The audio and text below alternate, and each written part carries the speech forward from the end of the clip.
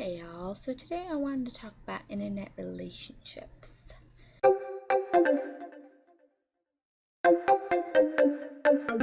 I have been myself in quite a few internet relationships, and by quite a few, I mean 3.5 years worth, so quite a lot. I've fallen in love over the internet twice.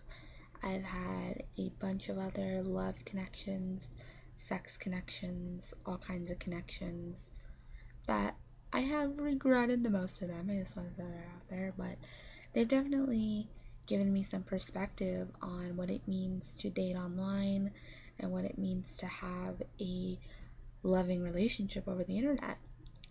A lot of it is kind of like having a long distance relationship. The difference is that you have not actually met in person ever. This can be obviously very, very, very difficult and takes a lot of patience, perseverance, kindness, and understanding.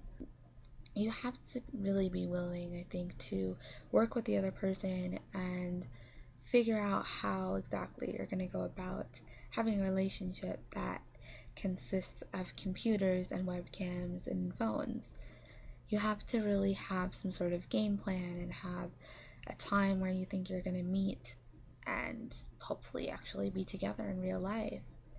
When you're having an internet relationship, there are 3 essential things that you must look for and make sure that you have.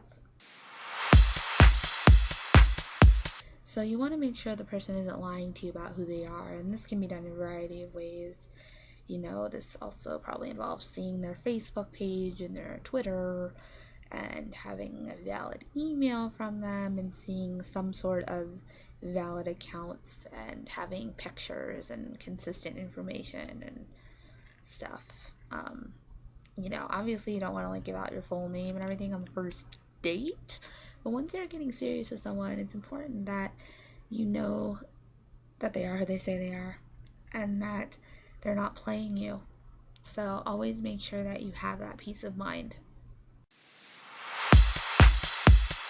You want to make sure that in this relationship you have trust in each other and are getting all of your emotional and physical needs met and that they're communicating. This all goes into security. Feeling like this person is not just going to bail on you or, not just going to dump you randomly or is not going to spread all of your personal information around. You want to make sure that you and the other person have a loving, trusting connection and that you're open and willing to share things and communicate. And that's very important. You can't really have a relationship without good communication, and that all falls into the security category. So make sure you're having all of that, and if you don't, you need to talk about it or perhaps assess your relationship. I think if you're going into an internet relationship, it's very important that you make time for each other. I think people that are super busy and very involved and work a lot, I don't think internet relationships are best suited for those kind of people, because when the only connection that you have to someone and the only way you're getting to talk to them and see them is online or on the phone, it's more important even than in a real life relationship to be spending that time with them, because you can't just drive over a few blocks and go see them and go out to see a movie on a Saturday night.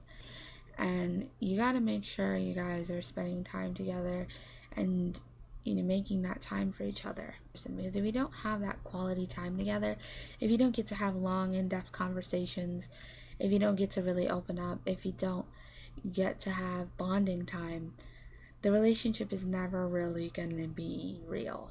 And I say this from experience.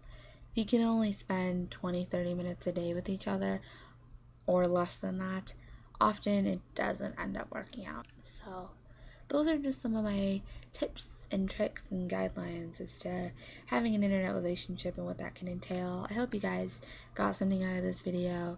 Love you all, and I'll see you later.